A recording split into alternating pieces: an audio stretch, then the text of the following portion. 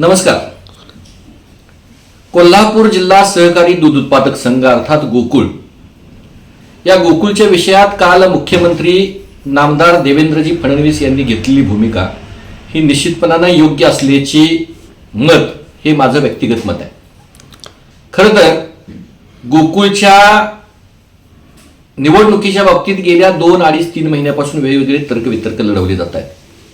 गोकुळच्या सभासद असलेल्या 1108 दूध संस्था या अपात्रतेच्या उंबरठ्यावर आहेत आणि मग या अपात्रतेच्या उंबरठ्यावर असलेल्या दूध संस्थांचं करायचं काय असा प्रश्न ज्यावेळी निर्माण होईल त्यावेळी निश्चितपणानं या अपात्रतेच्या उंबरठ्यावर असलेल्या दूध संस्था ह्या मतासाठी पात्र व्हायला पाहिजेत, सभासद असल्या पाहिजेत.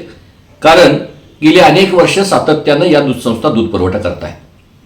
मी स्वतः माझ्या मंजुनाथ सहकारी दूध व्यावसायिक संस्थेच्या माध्यमातून कोल्हापूरच्या सर्किट बेंचमध्ये या अपात्र असलेल्या दूध संस्थांना मताचा अधिकार मिळावा, त्यांचं अस्तित्व टिकावं आणि त्यांना गोकुळचं सभासदत्व त्यांचं अबाधित राहावं यासाठी याचिका दाखल केलेली आहे. त्याची सुनावणी ही येत्या काही दिवसामध्ये होईल.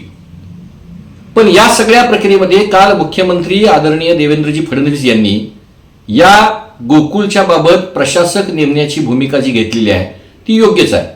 कारण त्यांनी गोकुळच्या बाबतीत प्रशासक नेमताना सांगितलं की गेल्या अधिवेशनामध्ये अवर्ग ज्या संस्था आहेत या अवर्ग संस्थांमध्ये निवडणुकीची मुदत संपली तर निश्चितपणानं त्यावर प्रशासक येतो असा कायदा बनवण्यात आलेला आहे. आणि हा कायदा फक्त गोकुळच्या बाबतीतच नाही तर महाराष्ट्रातल्या अन्य सहकारी संस्था ज्या अवर्गामध्ये येतात या सगळ्या संस्थांसाठी हा कायदा बनवलेला आहे. मग महाराष्ट्रामध्ये एक न्याय आणि कोल्हापूर जिल्ह्यात एक न्याय असा कायदा असू शकेल का? तर तो अजिबात असणार नाही. त्यामुळे मुख्यमंत्री आदरणीय देवेंद्रजी फडणवीस यांनी घेतलेली भूमिका ही निश्चितपणानं योग्यच आहे असं मला म्हणावंसं वाटतं.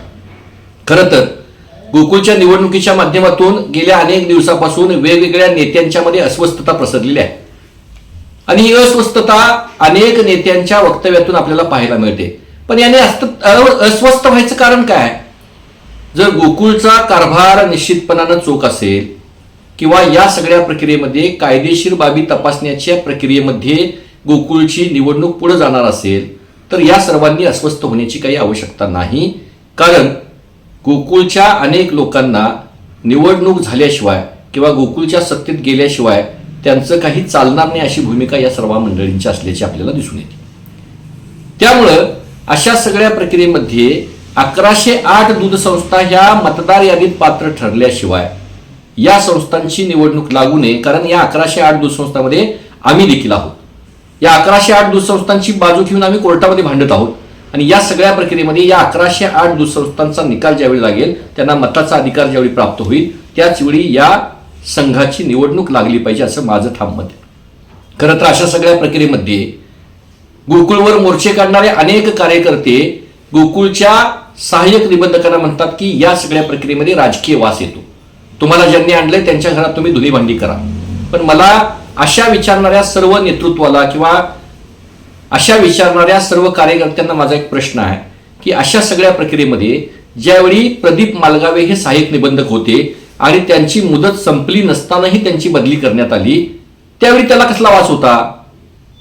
सुजय कदमांना ज्यावेळी आपण या गोकुळच्या माध्यमातूनच सहाय्यक निबंधक पदावरती आणून बसवलं त्यावेळी त्याला कसला वास होता? सुजय कदमांची बदली झाल्यानंतर सुद्धा रात्रीच्या अंधारामध्ये सुजय कदम काही फायली क्लिअर करत होते त्यावेळी कसला वास होता? मग तुम्ही आणलेली माणसं ज्यावेळी तुमच्यासारखं काम करतात त्यावेळी त्याला राजकीय वास येत नाही. पण एखादा शासकीय अधिकारी नियमाप्रमाणे काम करतो त्याला राजकीय वास येतो म्हणणं हे निश्चितपणानं चुकीचं आहे. त्यामुळे माझं असं मत आहे की अशा प्रक्रियेमध्ये 1108 दूध संस्थांची सुनावणी व्हायला पाहिजे, सखोल चौकशी व्हायला पाहिजे, पात्र दूध संस्थांना मताचा अधिकार मिळाला पाहिजे. यासाठी आम्ही कोर्ट पातळीवरती भांडत आहोत आणि हा निकाल लागल्याशिवाय निवडणुकीची घाई करण्यात येऊ नये असं माझं स्पष्ट मत आहे. धन्यवाद.